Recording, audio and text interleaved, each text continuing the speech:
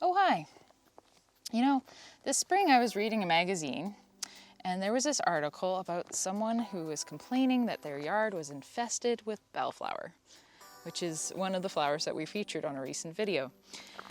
And I thought, how can you complain? You have a yard full of a easily accessible edible that even has a pretty flower on it. So personally, I would love to have that in my yard. Now, a few months later, I have a new home and a new yard, and they say be careful what you wish for because my yard is full of a whole lot of thistle. And although I'm tempted to say, but it's different, really, well, same but different. The biggest difference being that they are harder on the feet and fingers and all fleshy parts. But can you eat them? Yup.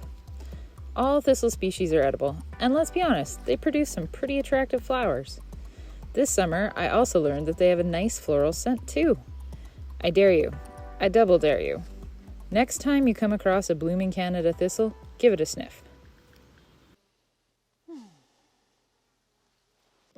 I have Canada thistle here in my yard, but this is another example of questionable naming because despite being found in all Canadian provinces and territories, they are not actually native to Canada, but were brought over in the 1600s. Its other common name is creeping thistle because it is excellent at spreading, either through its horizontal root system or by seed. A single plant produces between 1,000 and 1,500 seeds. So many thistle babies. Fun fact though, the thistle fluff also makes for good fire starter. If you can't beat them, eat them, right? I think that's how that goes. Either way, we're gonna give it a try today. And if you think about it, these thistles have developed these spiky nasties to keep animals from eating them, so they're probably defending some tasty goodness.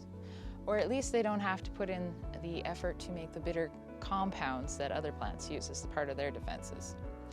Thistles actually make a really good plant for a beginner weed eater because there are very few lookalikes, and if you stab yourself with a leaf, you've likely found a tasty snack.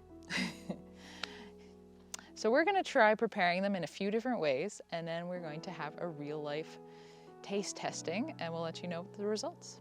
Let's start with the basic but tedious option of simply removing a leaf and then cutting off all the pointy parts. Some sources say you can simply roll up a leaf extra carefully to disarm the spikes before placing it in your sandwich, but I am skeptical of this. It can still be a thorny task, but you can also pick buds from the plants before they flower, and then throw them into your favorite pickle brine. We used a spicy banana pickle brine for ours. But will it blend? After reading a paper by a thistle enthusiast, I was led to believe that this might just be the best method to get the most out of your weed.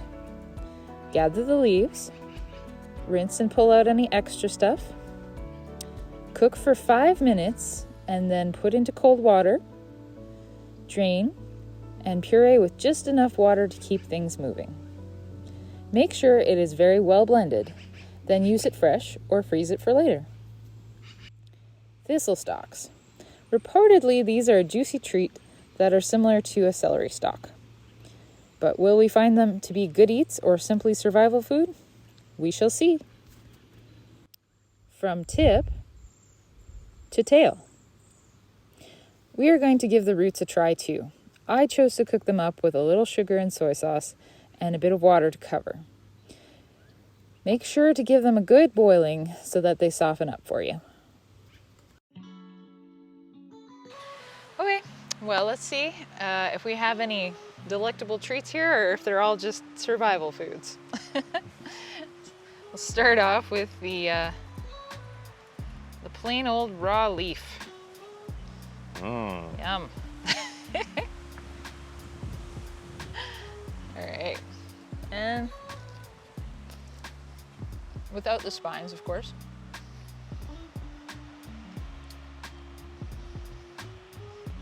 Well, what do you think? Tastes like a leaf. Not super bitter, but it's not as mild as I thought it might be. A little bit like a dandelion green. There's definitely some flavor in there for sure. Yeah, It's not terrible. It'd be okay in a salad. It would. It is a pain to remove all the spines though. Definitely. All right, so next we'll try the stalk, which is supposed to be juicy and like celery.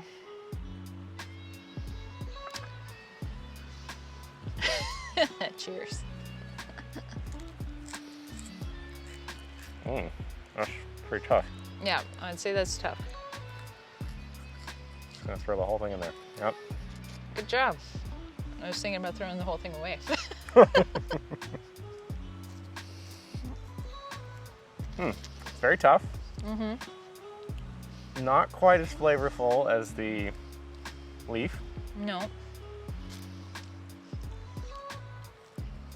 Yeah, it might depend on the age of the plant, if it's as tough. If you're thirsty and off hiking, not the worst option, but. No, definitely more on the survival end. Yeah, I think I think that one's not one I'm gonna come back for. All right, so next up, we got pickled flower buds. I'll put that one there for you. Okay. Still chewing on that. Yeah, you finish that stalk first. Yeah. So the pickled buds, you just pick them and then you put them in the whatever pickle brine you want. So it's kind of lazy. All right. Lazy way to pickle things. And ours are with our banana pepper juice, so give it a try.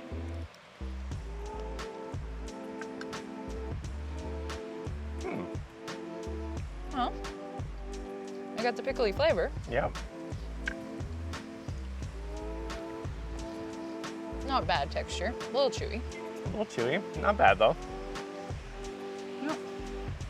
Interesting garnish to something. Yeah, caper alternative, something like that. Yeah, for sure. Not bad. Better than the stock. Better than the stock. All right, so this one is our puree, which is very green. I think it's probably our best bang for our buck. Like, it's the least, I don't know. It's intensive, but I think you get the most nutrition. So I'll let you grab a spoonful of that. Sure. Okay. Need a little bit more. Give it a go. All right.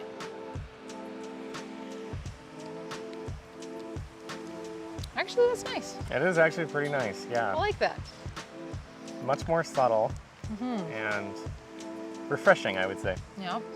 Yeah, quite. Yeah, that'd be good in a smoothie, soup, Yeah. dips, anything Yeah, it's almost like that. like cucumber. Yeah, a little bit more cucumbery. I like it. Favorite so far. Definitely. All right, and the final one we have today is the roots, which should have pretty good flavor because they were cooked up with the soy sauce and stuff, but I think the question is whether they're gonna be tough or not.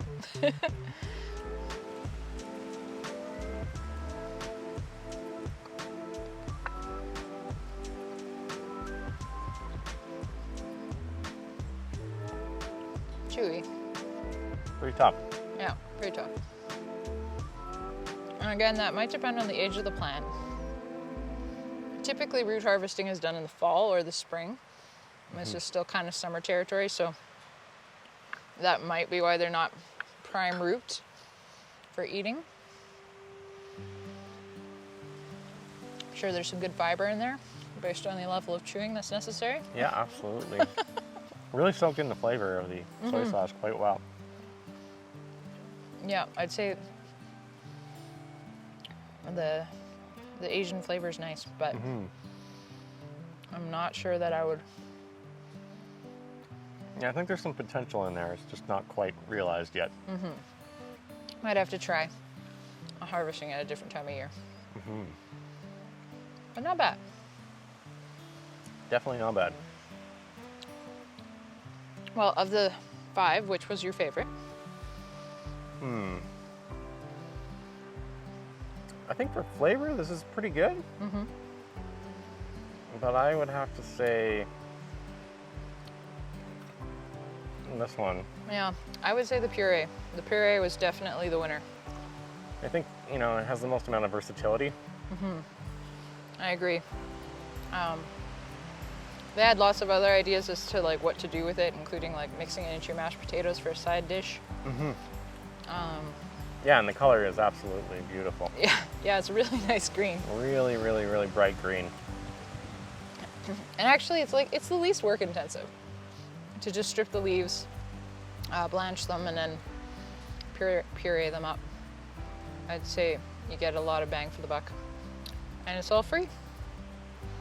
Free food. We'll be making more puree for our freezer this winter. Definitely. Well, thank you, Charles, for your expertise in tasting. Anytime. And that wraps up our thistles for today. The puree was clearly crowned the winner of our thistle concoctions today. Until next time, keep well and eat your weeds.